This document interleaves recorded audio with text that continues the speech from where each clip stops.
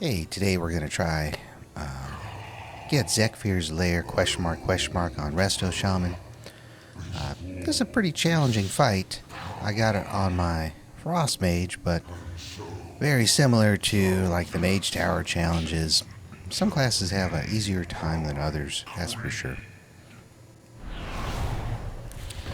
So I did try this near the beginning of Season 1 and was not able to get those web cocoons down consistently before the ads came, so we're using a Farseer spec so we can use our Ascendants and their DPS to help get those down. I did take Frost Shock because that triggers them shooting their lava bursts, so you can get some movement and DPS at the same time. It's a very movement heavy fight. Zekvir also has two things you have to counter, which are tough sometimes, which is his heal. You also have to interrupt that, so Wind Shear has to be reserved for that. Ghost Wolf, our biggest movement speed buff there. You can take Thunderous Paws, or you will want to take that because that'll remove the poison debuff he puts on you. There's a catch though, is if you use Ghost Wolf during the fight, it also triggers the 20-second cooldown on that cleanse, which means you may not have it up for the spittle, so you need to try to reserve just using Ghost Wolf to remove that, which leaves you with movement, Gust of Wind, and maybe Wind Rush Totem. Pretty poor, so you do have to dodge a pretty big cleave he puts out. You want to stick closer to the boss, but there's tons of other stuff to dodge throughout this fight, which I'll kind of talk through as we go.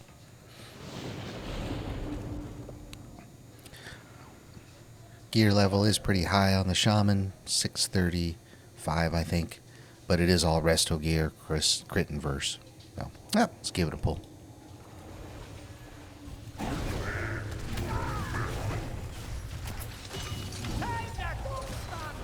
There's the frontal.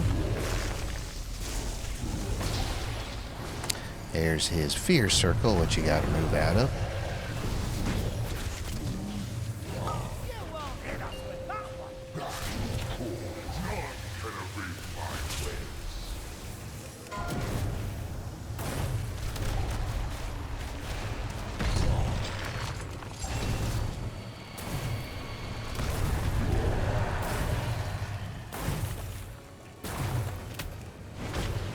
Okay, cocoon went down okay.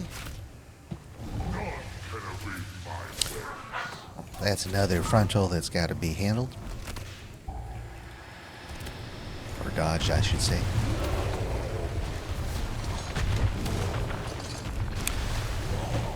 His claw smash has such a wide radius, if you can stay closer to the boss, it helps.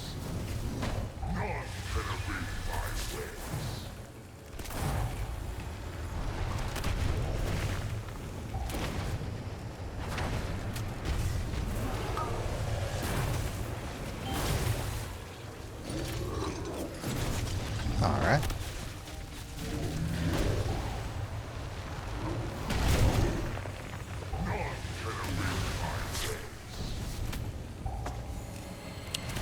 So this first phase of the fight,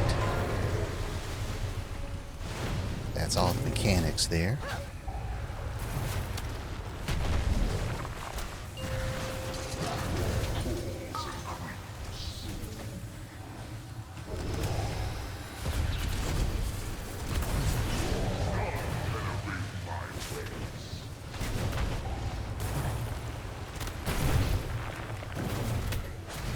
See how wide that frontal is, farther away from the boss.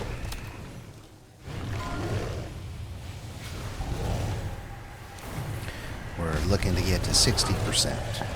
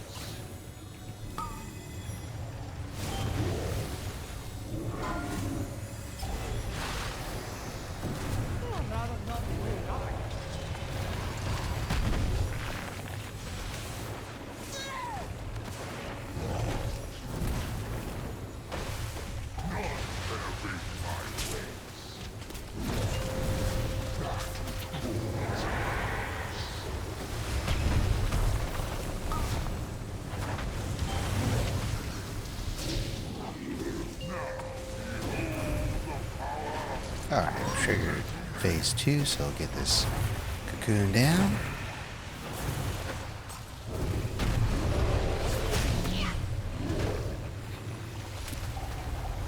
There are additional things to dodge in this phase 2. That's the first one, is spikes that come out of the ground.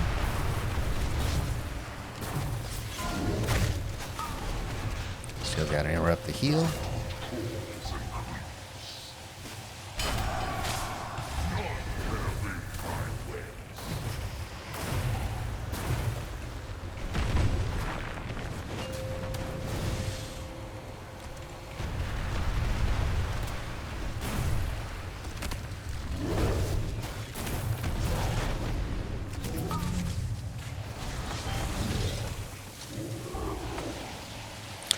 So his web now makes those portals. You gotta not be between the portals.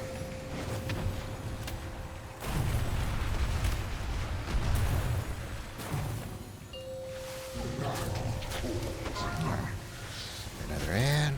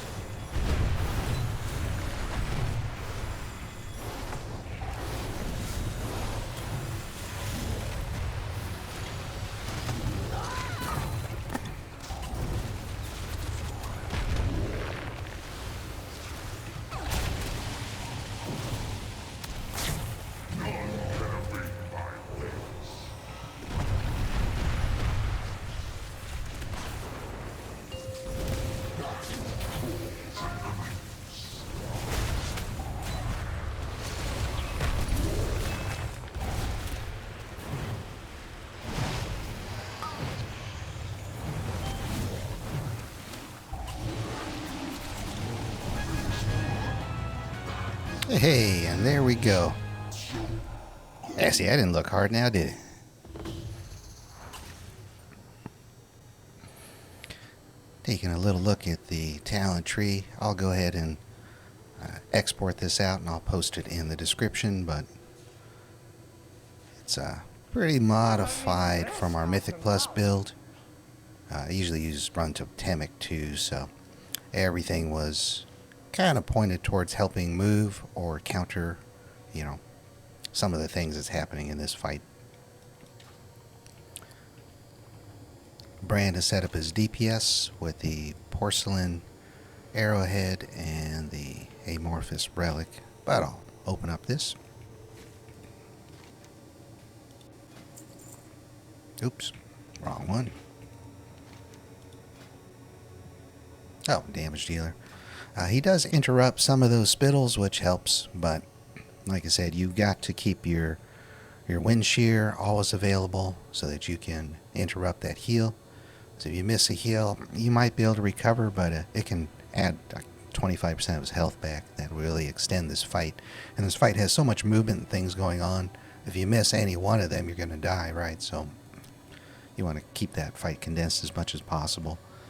It happened a couple times during the fight where I'd use Ghost Wolf to move, but then I wanted to use it to remove the spittle, and it did not. And that's where your cooldowns are going to come in handy, like your Stone Bulwark or Astral Shift. But, yep. Hey, that's pretty good. I wasn't sure that I could do that, but I'm glad I was able to accomplish that Season 1. Oh, come around Season 2, we'll see how that new challenge is going to go. Well, I hope you enjoyed watching that. Catch you guys on the next one.